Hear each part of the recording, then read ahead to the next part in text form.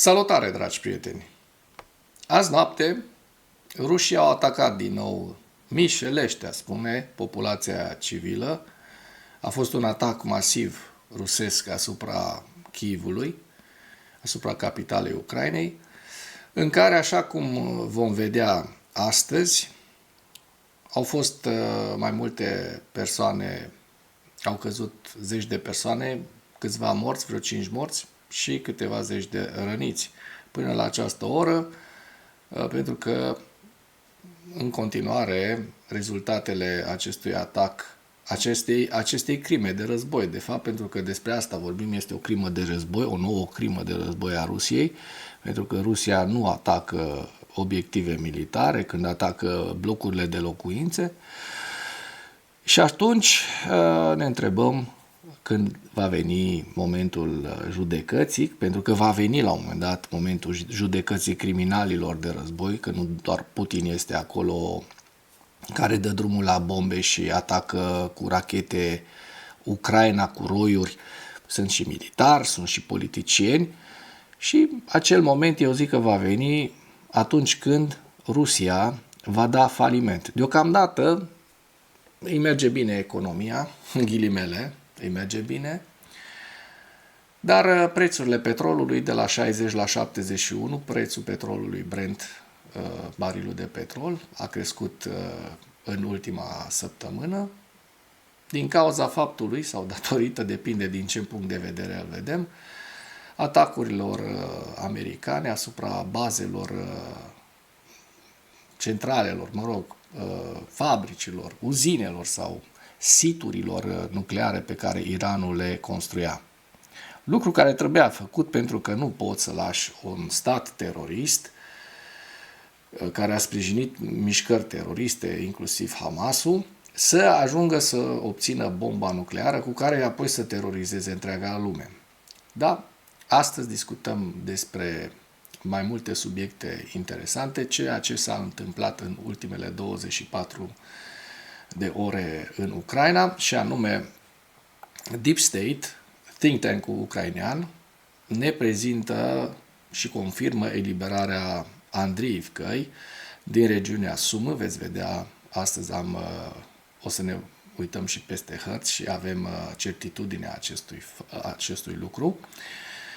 Președintele ucrainean, Zelensky, spune că avem dovezi că Rusia pregătește noi operațiuni militare în Europa, un subiect care ne interesează pe noi toți, pentru că noi așa suntem în estul Europei și nu ne-ar pica bine să se întâmple acest lucru. Deocamdată Rusia s-a împotmolit bine în Ucraina, așa cum veți vedea.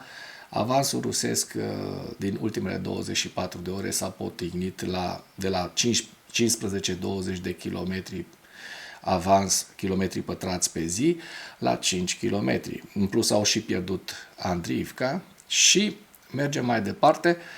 Cercetașii ucraineni distrug cisternele feroviare rusești cu combustibil în zona operațională militară a regiunii Zaporozhye. Avem imagini video de la această operațiune pe care o să vi le prezint în acest material. Rusia a lansat un atac cu rachete asupra unui teren de antrenament al forțelor armate ale Ucrainei. Există soldați morți și răniți, din păcate, și, bineînțeles, Rusia încearcă să avanseze de-a lungul aproape întregului front estic, Ucraina menținând poziția în regiunea Kursk, spune Sârski. Deci ceea ce v-am spus până acum confirmă și comandantul armatei ucrainene, generalul Alexander Sârski. Atac combinat asupra Kievului, atac rusesc, 5 morți și 19 răniți. Vedeți în această imagine blocul de locuințe lovit de către probabil o rachetă rusească, pentru că o dronă nu poate purta o asemenea încărcătură cu explozibili. În urma atacului rusesc asupra Kievului, care a avut loc noaptea, 5 persoane au fost ucise și alte 19 au fost rănite. Potrivit lui Klimenko, care este ministrul afacerilor interne al Ucrainei, Igor Klimenko, În urma bombardamentelor rusești combinate au existat morți și răniți. Klimenko spune cele mai grave consecințe sunt în cartierul Shevchenski. O întreagă intrare de clădiri rezidențiale cu mai multe etaje a fost distrusă. În acest moment sunt 4 morți. Angajații între timp numărul morților a ajuns la 5 între timp de la declarația lui Klimenko. Angajații Serviciului de Stat de Urgență au salvat încă 10 persoane rănite, de fapt în momentul de față sunt 19 până la momentul realizării acestui videoclip, dar pe parcursul zilei veți vedea că acest număr se va schimba. La orele 7:27 în această dimineață, primarul capitalei Vitali Klitschko a anunțat că numărul morților a crescut la 5, ceea ce vă spuneam mai înainte, și numărul răniților la 19. Și vedem, dacă mai e cazul, distrugeri în Ucraina. Klitschko, primarul capitalei, a anunțat de asemenea că salvatorii lucrează în casa avariată, iar medicii sunt de serviciu. Ia să vedem totuși și niște imagini. Iată cei care susțin că nu există război în Ucraina și că, de fapt, este o joacă de copii. Iată, joaca de copii sau lipsa războiului. Dacă puteți să închideți ochii, un ochi sau amândoi, la așa ceva, eu sincer nu pot să închid ochii la așa ceva și să nu spun că rușii se comportă precum un stat terorist, un stat criminal care atacă deliberat, cu intenție, populația civilă, săvârșind un genocid de-a lungul acestui război de 3 ani și imediat jumătate, un genocid asupra poporului ucrainean. Nu există niciun dubiu în acest sens. Bun, mergem mai departe la următoarea știre. Deep State confirmă eliberarea Andriivka din regiunea Sumă. Și vedem pe hartă această zonă. Este vorba de aproximativ 4-5 km pătrați. O localitate în regiunea Sumă, unde rușii avansaseră în ultimele 2 săptămâni, destul de mult, dar iată au fost opriți în acest moment și vom vedea și vă pot prezenta și harta imediat. Forțele de apărare au eliberat orașul Andriivka din regiunea Sumă și au reușit să stabilizeze flancul stâng, au confirmat analiștii Deep State. Analiștii scriu că regimentul 225, separat după lungi lupte și măsuri de eliminare a ocupanților din Andriivka, au reușit să preia controlul asupra satului. Aceste acțiuni au reușit, în primul rând, să devieze forțele din alte sate, întrucât inamicul pusese stăpânire pe Andriivka. În al doilea rând, pentru a opri avansul ulterior spre importantele așezări Hotyân și Pisarevka, regimentul 225 separat, rămânând una dintre puținele unități capabile să desfășoare acțiuni ofensive de succes. În același timp, cei care înțeleg realitatea știu că pierderile celui de-al 225-lea regiment sunt semnificativ mai mici. Se menționează că o brigada mecanizată 110 separată ucraineană a fost adusă în această regiune pentru a-i consolida poziția acestui regiment de înaltă performanță ucraineană în sat. Zelenski spune: avem dovezi că Rusia pregătește noi operațiuni militare în Europa. Zelenski a declarat că, potrivit serviciilor secrete ucrainene, Rusia pregătește noi operațiuni militare în Europa într-o declarație a președintelui în urma raportului șefului Direcției Principale de Informații a Ministerului Apărării, Kirilo Budanov. Înregistrăm o degradare intelectuală suplimentară a conducerii rusești și avem dovezi că pregătesc noi operațiuni militare pe teritoriul european.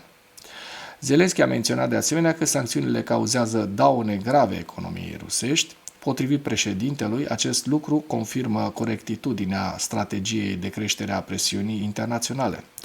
Zelenski a subliniat de asemenea că Ucraina își va informa partenerii despre faptele obținute prin intermediul serviciilor de informații și pregătește deja decizii comune cu Marea Britanie și Uniunea Europeană pentru a consolida apărarea Europei.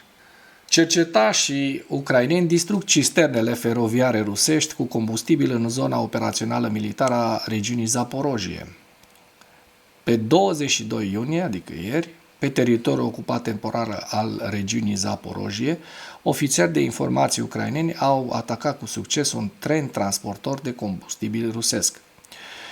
Direcția principală de informație a Ministerului Apărării din Ucraina spune că luptătorii unității speciale a Direcției Principale de Informații a Ministerului Apărării din Ucraina, Kabul 9, în cooperare cu Unitatea Specială Hortizia, de care am mai auzit, și Unitatea Specială Zaporojie, Unitatea Alpha și Grupul Special de Comunicații de Stat Next au atacat cu succes trenul de marfă al invadatorilor ruși. Hai să vedem despre ce e vorba.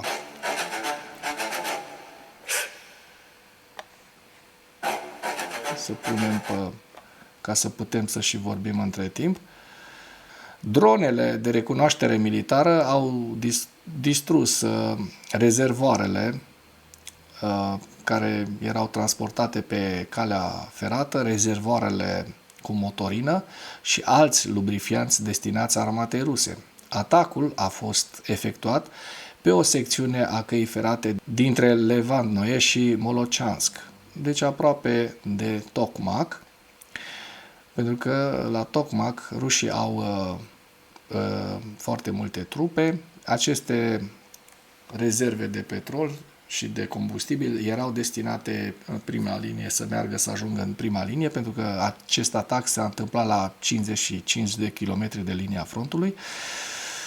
Și așa cum se vede în aceste imagini, atacul a trimis coloane negre de fum și flăcări pe cer.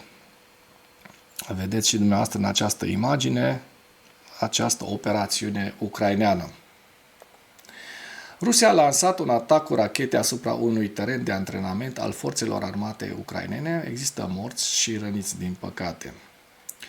Duminică 22 iunie, trupele rusești au lansat un atac cu rachete asupra unui teren de antrenament al uneia dintre brigăzile mecanizate ale armatei ucrainene. Cel puțin 3 persoane au fost ucise și 14 au fost rănite. Din păcate, s-a întâmplat acest lucru. Și acum trecem la ziua 1216 a războiului din Ucraina și vedem că rușii au avut în ultimele 24 de ore 1010 militari pierduți, morți și răniți pe frontul din Ucraina. Cifra totală a depășit cu mult deja 1.012.000 de militari. Tancuri distruse, un tank, 5 vehicule blindate de luptă, 58 de piese de artilerie, 2 lansatoare de rachete, iar lista cu pierderile rusești o vedeți în această imagine. Rusia încearcă să avanseze de-a lungul întregii linii a frontului estic, Ucraina menținând poziția în regiunea Kursk, spune Sârskăi. Un articol foarte interesant în care ni se prezintă că forțele ruse încearcă, așa cum știm, să avanseze de-a lungul aproape întregului front din estul Ucrainei, în timp ce încearcă să stabilească o zonă tampon în nord-estul regiunii Sumă, a declarat comandantul suprem Oleksandr Sârskăi jurnaliștilor pe 21 iunie. Comentariile vin în contextul în care Moscova a lansat o nouă ofensivă de vară împotriva Ucrainei, ignorând apelurile Kievului și ale partenerilor săi occidentali pentru un armistițiu necondiționat. Scopul ofensivei este de a ajunge la granițele administrative ale regiunilor Donetsk și Lugansk din est și de a crea o zonă tampon în zonele de frontieră ale regiunilor Sumă, Kharkiv, a declarat Sârskăi la o întâlnire la care a participat și jurnaliștii de la Kyiv Independent, pentru că acesta este un articol al acestora. La mijlocul lunii iunie, apărătorii ucraineni luptă împotriva aproape 695.000 de soldați ruși în Ucraina pe un front de 1200 de kilometri lungime, a declarat comandantul, adăugând că Moscova a recrutat aproximativ 440.000 de soldați contractuali în acest an, adică o cheltuială foarte, foarte mare. Potrivit grupului de informații Open Source Deep State, forțele rusești au ocupat aproximativ 449 de kilometri pătrați în luna mai, cea mai mare cifră lunară din acest an. Ucraina a reușit să oprească înaintarea rusească în regiunea Sumă în acest moment, a remarcat Sârski, situația de acolo s-a stabilizat, am recucerit Andriivka și am avansat între 200 și 700 de metri în Iunakivka într-o săptămână, a spus acesta. Da, și acum, ca să nu mai dăm după cireș, hai să vedem despre ce e vorba, despre acest avans ucrainean. Acesta este contraofensiva, o să mărim ca să vedeți mai bine. Sunt în jur de 4-5 km pătrați, așa cum se poate observa dintre data de 21 spre 22, deja ucrainenii au reușit să elibereze acest sat, această localitate. Dar mergem mai departe să vedem, pentru că, așa cum veți vedea, în continuare rușii au mai făcut niște avansuri, din păcate, dar din fericire mici.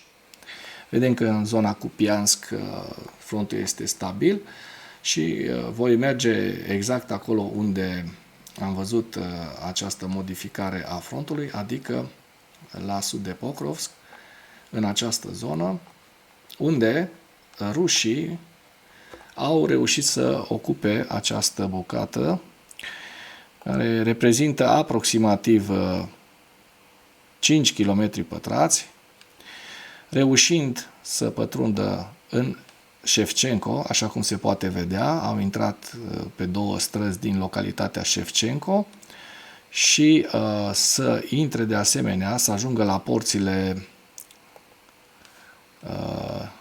așa cum se vede, Ville Pole, da? Sunt pe drumul principal, la intrarea în Ville Pole, ocupând de asemenea Privitne, da? Sper că pronunț corect, dacă nu să-mi scuzați pronunția. În cealaltă parte a frontului, în sud, Zaporozhye și Herson, așa cum se poate vedea, frontul a rămas stabil, nu există niciun avans rusesc în această zonă. Și acum trecem la evaluarea campaniei ofensive rusești la 22 iunie, în viziunea analiștilor Institutului pentru Studiul Războiului, cu principalele știri. Rusia a condamnat recentele atacuri americane asupra instalațiilor nucleare iraniene din 22 iunie, pe fondul unor rapoarte conform cărora Ministerul Iranian de Externe se va întâlni cu președintele rus Vladimir Putin la Moscova pe data de 23 iunie. Posibila decizie a Iranului de a închide strâmtoarea Hormuz va provoca o creștere semnificativă a prețurilor globale ale petrolului, ceea ce ar aduce beneficii economice și financiare majore Rusiei, inversând lunile de scădere a veniturilor din petrolul rusesc și permițând Rusiei să continue să-și financeze războiul împotriva Ucrainei pe termen mediu. Prețurile futures ale țițeiului Brent, așa cum v-am spus, s-au închis la $77,27 pe 20 iunie, marcând o creștere de 11,4% față de 12 iunie. Deci, într-o săptămână, prețul a crescut cu 11,4%, care nu este un lucru foarte încurajator nici pentru noi, ca consumatori, nici pentru Ucraina, care se luptă cu Rusia, care își finanțează războiul din vânzarea de petrol.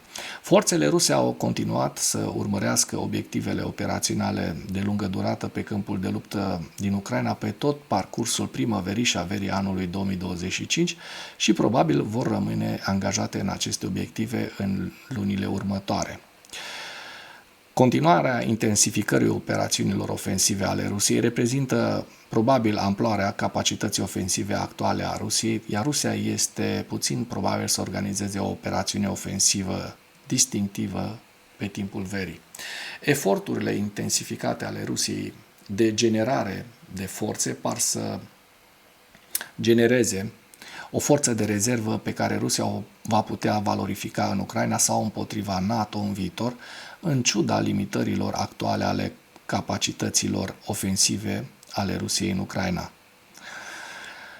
Kremlinul continuă să promoveze o retorică menită să submineze legitimitatea și suveranitatea Ucrainei, demonstrându-și angajamentul ferm față de distrugerea completă a Ucrainei. Oficialii Kremlinului folosesc sistemul educațional rusesc pentru a-i îndoctrina pe copii în mitul rolului Uniunii Sovietice în cel de-al doilea război mondial și pentru a crea o ideologie statală centralizată care va modela generații întregi în Rusia și Ucraina ocupată de către Rusia, probabil pentru a justifica un război prelungit în Ucraina și un viitor conflict militar împotriva Occidentului.